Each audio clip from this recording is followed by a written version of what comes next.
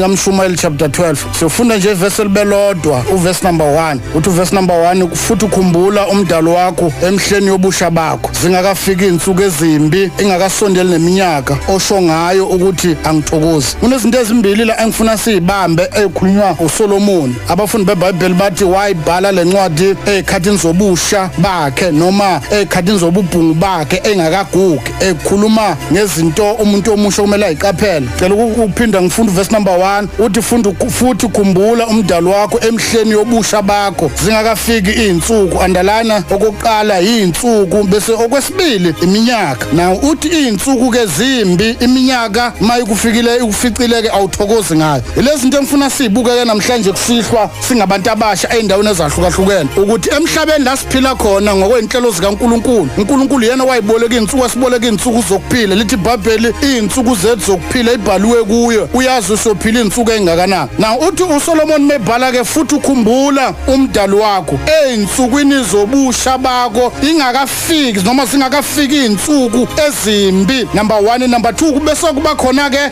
iminyaka emibi noma ethi mase kufice leminyaka awuthokozi ngayo. Iziphi ke izinsuku ezimbi? Umuntu omusha esikolweni, umuntu omusha emakhaya, umuntu omusha emabandleni, umuntu omusha eindaweni ezahlukahlukene. Kukhona izinsuku ezimbi emhlabeni ezithi mazakhe zakufica lezo izinsuku ezimbi lithi iBhayibheli awuthokozi ngazo. Ezinye zezinsuku ezimbi uthi uthokozile kusasemnandi yonke into esihamba kahle uhamba ngemoto usathokoze kanye nabangani bakho nitsekedula kube mnandi seyimotweni nivele nginika nemoto nithatha niyobekwa esibhedlela bese bakunikeza ireport yokuthi kusukela namhlanje awusakwazi uhamba ngeenyawo zakho, kusukela namhlanje ngeke usakwazi ukukhuluma, kusukela namhlanje ngeke usakwazi ukuyidlisa, kusukela namhlanje kukhona izinto ngeke usakwazi ukuzenzela zona. Njengoba sikhuluma namhlanje kukhona abantu abasha abaficwe izinsuku ezimbi einsukwini zokuphila kwabo basatshekedula kusasemnandi yonke into isami kahle ngoba izinsuku ezimbi zokufica yonke into iseright kungakonakele lutho. Uthi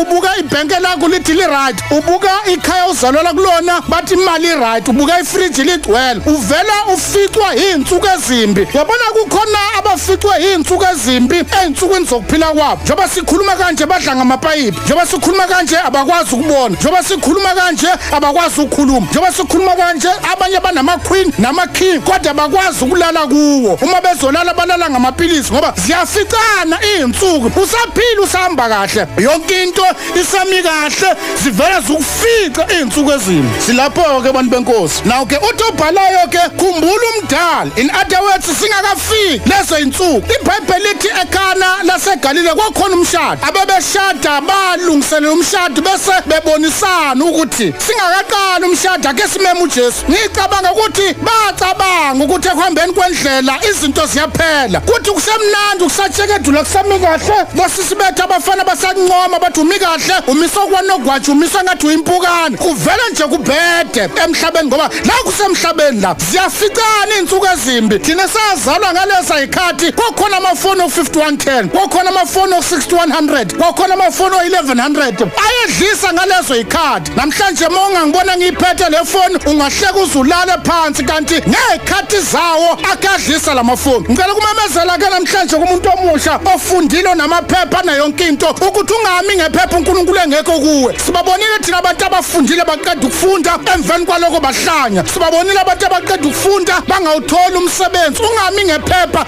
ishona ngokuhlanipha kwengqondo yakho. Lithi iBhayibheli mazisa uJehova zonke indlela zakho unganciki kokwakho uqonda. Sifuna ukumemezela ke ukuthi makwenzekile wandlulwa izinsuku ezimbi lithi iBhayibheli uficwa iminyaka. Uma wakhe waficwa iminyaka umuntu omusha lithi iBhayibheli kusho wena uthi angithokozi ngale minyaka. Zikhona izalukazi ezaficwa iminyaka namhlanje zisala zodwa emakhaya azikwazi ukuyiphekela, azikwazi ukuyidlisa, azikwazi ukuzondla. Abanye babuNkulunkulu bayeke ngamabomu ukuthi bangabhubhi aba-enjoye noma abazwe lobu buhlungu bokuba mdala ngoba kwesinye sezinto abantu abashemfuna siyibuke ukuthi izinto wazenza ebusheni bakho kuyenzeka zikubamba ebudaleni bakho. Kunabanye abantu namhlanje ababanjwa imisebenzi noma indlela ezababamba ebusheni babo. Kunabanye abangena emshadweni imshadi right kodwa imiphumela abayitholayo izinye sezinto abazenza ebusheni babo asizinhle. Abanye bahlukumezwa ingane abazithola ebusheni babo, abanye bahlukunyezwa uhlukunyezwa amadoda ababathola ebusheni bakho kwala noma uhleli kahle nendoda yakhe le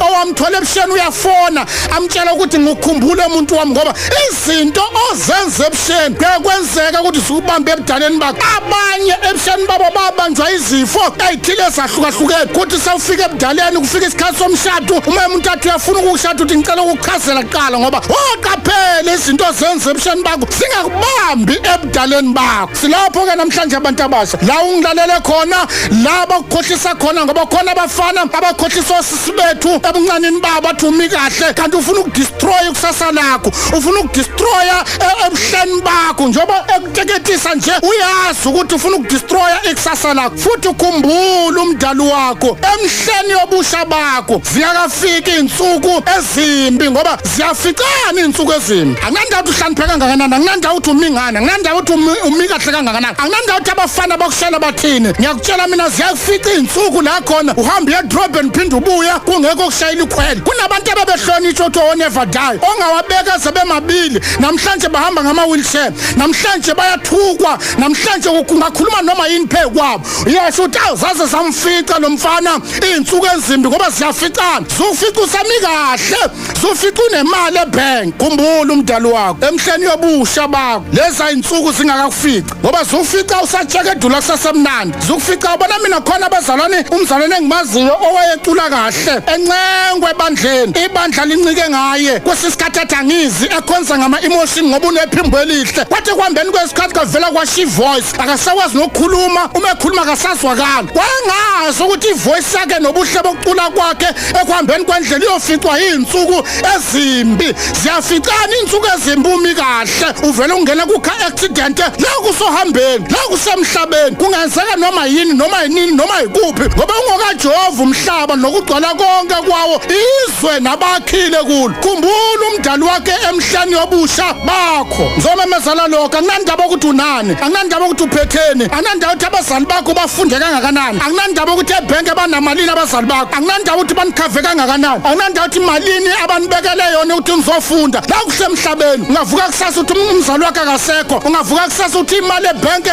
seyidukile uNkulunkulu akamenga kuwe zonke into isihamba kahle uNkulunkulu akabe sesayidini lakho usafunda uNkulunkulu akamenga kuwe ungakafiki esigabeni sokufuna umshado uNkulunkulu akamenga kuwe emihleni yobusha bakho futhi ukhumbula umdali wakho ungakaficwa iminyaka manje wasikhuluma nje bakhona abalele ezibhedlele abafisa ngabe bayezwa siyamemezela kodwa le nsuku sesezandlula khona basilalela basemajele abafisa ngabe siyabashumayeza kodwa leso nsuku zandlula kodwa into engithanda ngoNkulunkulu akanalo lento okuthiwa sekuletha akakabi lethi mawusaphefumula akakabi lethi mawusezwa akakabi lethi mawusakwazi ukuyithathela inqumo ngizomemezela kule ndawo ohleli kuyona kule ndawo ka boyfriend kule ndawo ka girlfriend ukuthi hey khumbula umdali wakho ungabhayisiswa abafana ungabhayisiswa amantombazana ungabhayisiswa abangani ngoba abangani babakhona empilweni uma zonke izinto zisami kahle uthi obhalayo uJohn Mebhali uthi masumdala bayakuthatha bakugqokisa bakuyisa la ungathanda ukuya khona kodwa namhlanje ngisamemezela usenawo amandla okukhonza usenawo amandla okukhuluma usenawo amandla okushumayela sebenzisa amandla akho lithi iBhayibheli uthi umshubali Mebhala uthi lokho isandla sakho asifinyelela